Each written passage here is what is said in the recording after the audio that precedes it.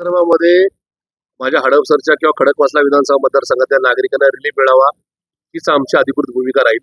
त्याच्यामध्ये अधिकृत बांधकाम मिळावं, त्याच्यामध्ये झोपडपट्टी होऊ नये, तिथला 3पट टॅक्स तिथं लागू नये, अशा प्रकारची आमची भूमिका राहील।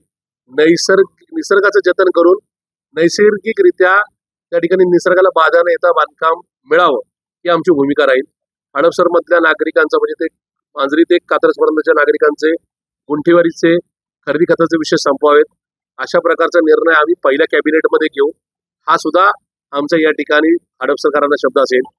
दोन गोष्टी आहेत, आपण जो उल्लेख केला त्याप्रमाणे एकीकडे हडपसर म्हणजे पुण्याचं दक्षिण द्वार अर्थात कात्रज आणि कात्रजच्या परिसरातला एकूण पंचक्रोशीचा संपूर्ण भाग, ज्याच्यामध्ये या मतदारसंघातल्या प्रत्येक आमदारांनी कात्रजशी आपलं देणं घेणं नाही अशाच परिस्थितीतून कात्रजचा विकासच्या ऐवजी तिथं बकास करण्याचा प्रयत्न केला।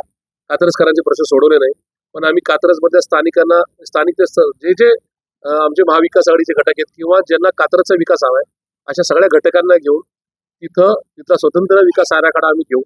तिथला रस्त्याचा प्रश्न हा पहिला 12 महिन्यात सोडवण्याचा आमचा 100% या ठिकाणी आमचा वचननामा असेल।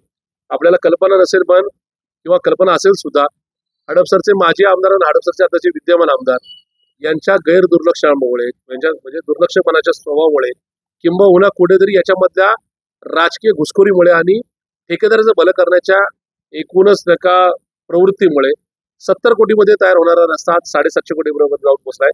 पण 750 कोटी रुपयामध्ये पण सुद्धा हा रस्ता अपूर्ण होतोय। या रस्त्याचं नाही का आता फार तर खडी मशीनपर्यंतच याचा प्रवास होतोय, पुढचा होणार नाही हे सुद्धा स्पष्ट आहे। याचाच अर्थ या मतदारसंघाच्या नागरिकांना फसवण्याचं काम या आजी माजी आमदारांनी केलेलं आहे। या मतदारसंघाच्या संदर्भात ती श्वेतपत्रिका जाहीर करा ही माझी मागणी कित्येक दिवसापासून आहे। याच्या संदर्भातला राज्य शासनाकडून आलेला तब्बल 140 कोटीचा जो काय नाही का निधी आहे तो सुद्धा पुन्हा वळवला गेलेला आहे ही माझी पूर्णपणे माहिती आहे। त्याच्यामुळे आमदारांनी ही जबाबदारी महानगरपालिकेची आहे अशा प्रकारचं कधीच नाही का बालिशपणाने भाष्य करू नये असं माझं स्पष्ट म्हणणं आहे। त्याचं कारण आहे की त्यांना कदाचित कल्पना नसेल पण माझ्यासारख्या कार्यकर्त्याला शहराचा महापौर म्हणून कामकाज केल्यामुळे याची माहिती आहे की आमदार असेल किंवा खासदार असेल हे संपूर्णपणे महानगरपालिका, जिल्हा परिषदा, पंचायत समिती, ग्रामपंचायत, नगरपालिका, त्याचबरोबर राज्य सरकार आणि केंद्र सरकारच्या मधले दुवा असतात। त्यांनी या संदर्भामध्ये दुवा म्हणून या संदर्भातील सगळे प्रश्न सोडवण्याचा कायम प्रयत्न करायचा असतो किंवा ते प्रश्न सोडवायचेच असतात। पण महानगरपालिकेचे सदस्य राहिलेले किंवा विरोधी पक्षनेते राहिलेले आताचे विद्यमान आमदार जर हा रस्ता महानगरपालिका करतील त्याच्यामुळे माझा काही संबंध नाही हे जर म्हणत असेल तर त्यांच्याच पक्षाचे पालकमंत्री, त्यांच्याच पक्षाचे उपमुख्यमंत्री आणि त्यांच्याच पक्षाचे अर्थमंत्री असणारे अजितदादा यांचं एक प्रकारे या शहराकडे दुर्लक्ष आहे अशा प्रकारची जाहीर कबुली या मतदारसंघाचे आमदार मान्य चेतनरावजी तुपे पाटील देत आहेत असा माझा थेट आरोप आहे। म्हणून या ठिकाणी भाष्य करावं, त्या ठिकाणी मी सभागृहात असतानाच किंवा माझ्या काळातच वेगवेगळ्या महापालिका आयुक्तांच्या आणि अधिकाऱ्यांच्या बैठकीमध्येच हा विषय पुढे नेण्याचा विषय मार्गी लागलेला आहे। त्या काळातच देवेंद्रजी फडणवीस हे राज्याचे मुख्यमंत्री होते। त्यावेळेस हे माजी आमदार हे देवेंद्र फडणवीसांचे गळ्यातले ताईत होते आणि 2017ला आपला महापौर बदलल्यानंतर म्हणजे कदाचित त्यांच्याकडे काय रिपोर्ट्स होते किंवा निवडणुकीमध्ये काहीतरी फेरफार होणार होता, त्याच्यामुळे त्यांनी त्यावेळेस सगळे प्रस्ताव थांबवले आणि हेतुपुरस्पर यांच्या काळामध्ये आपला ठरवलेला ठेकेदार पुढे येऊ शकणार नाही किंवा ठेकेदाराला कामकाज मिळू शकणार नाही म्हणून त्या रस्ता रेंगाळण्याचं काम हे महापालिका अधिकाऱ्यांना मंत्रालयातून दबाव आणून त्या ठिकाणी तो थंड बसायला ठेवण्याचं कामकाज केलेलं आहे।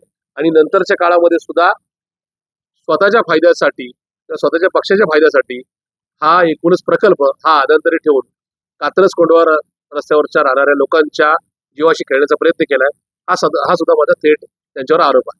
हे दोन्ही तिन्ही पूल जे आहेत हे निरस्त करूनच आपल्याला मेट्रो आणावी लागेल। हडपसरच्या नागरिकांशी म्हणजे हडपसरमधल्या नागरिकांच्या भावनांशी खेळ आता थांबवायला हवा। मला खात्री की डॉक्टर अमोल कोल्हे साहेबांच्या नेतृत्वाखाली आम्ही एक सेपरेटली प्रायव्हेटली DPR करतो जो आम्ही राज्य शासनाला आणि केंद्र शासनाला सादर करणार आहोत, ज्याच्यामध्ये एकूणच या रस्त्यावरचा मेट्रोचा मार्ग, याच्यावरचे फ्लायओव्हर्स, त्याचबरोबर एकूणच बगरपट्टा चौक ते खराडीपर्यंतचा एलिव्हेटेड रस्ता या सगळ्याच्या संदर्भात आम्ही एक DPR करणार आहोत।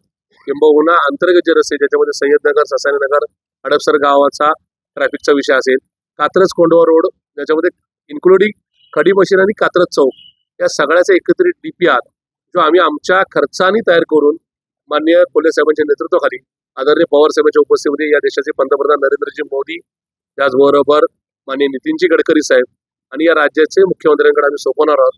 आणि मला खात्री आहे की या ठिकाणी हे महायुती सरकार हे तर करणार नाहीच, पण आमचं सरकार जे नोव्हेंबरमध्ये या राज्यात येईल ते महाविकास आघाडी सरकार हडपसरकरांचे आणि एकूणच कात्रज कोंडवाकरांचे हे प्रश्न नक्की सोडवतील. मागच्या 2-3 वर्षामध्ये हा बस थांबा काय मागच्या 2-4 महिन्यापूर्वी झालेला नाही. हा बस थांबा मागच्या 2.5-3 वर्षापासून आहे. मग 2.5-3 वर्षापासून त्यावेळेस लोकसभेची निवडणूक नव्हती, त्या लोकसभेच्या निवडणुकीत फटका बसणार नव्हता, किंवा विधानसभेची निवडणूक येणार नव्हती, म्हणून त्यावेळेस कुणी नका बस थांबा हलवण्याचा प्रयत्न केला नाही.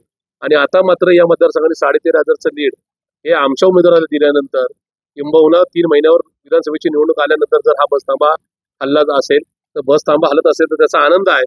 पण बस थांबा हलवण्याकरता एवढा उशिरा प्रयत्न का केले याची एकूणच सगळी चर्चा ही हडपसर मधल्या मतदार बंधू भगिनींमध्ये नक्की आहे.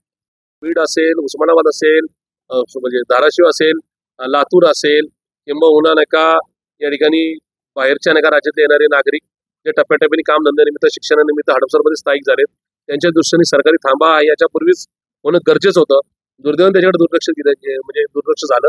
आणि त्याचबरोबर मधल्या काळामध्ये काही प्रायव्हेट बससाठी थांबा करण्यात आला, ते सुद्धा काही मंडळींना हप्ते मिळण्याकरता करण्यात आला. त्यांची सोय होत असताना नागरिकांची गैरसोय करण्यात आली. आणि आता मात्र येणाऱ्या निवडणुकीमध्ये याचा फटका बसेल हे लक्षात घेऊन आता त्या थांबा हलवण्यासाठीची हालचाल केल्या जातात. तो थांबा आमच्या दृष्टीने चुकीचाच होता, पण सरकारी थांब्यासाठी प्रयत्न व्हायला पाहिजे ही खंत सुद्धा मी या निमित्ताने आपल्यासमोर बोलत आहोत. पुण्याच्या पूर्व भागातील 1938 पासून ग्राहकांना गुणवत्ता व सेवेची हमी असलेले अग्रवाल स्वीट्स म्हणजे नुसती परंपरा नाही तर चोखंदळ खवयांसाठी मेजवानी आहे. स्वर्गीय मुन्नालाल अग्रवाल यांच्या प्रदीर्घ वारसा सांभाळत अग्रवाल कुटुंबियांनी स्वीट्समध्ये ग्राहकांची गरज ओळखून अस्सल तुपातील पदार्थ आणि तत्पर सेवेचा वारसा जपत फूड क्षेत्रात नावलौकिक मिळवला आहे. हडपसर गाडीतळ व आकाशवाणी रविदर्शन येथील अग्रवाल स्वीट्सच्या शाखेला नक्की भेट द्या.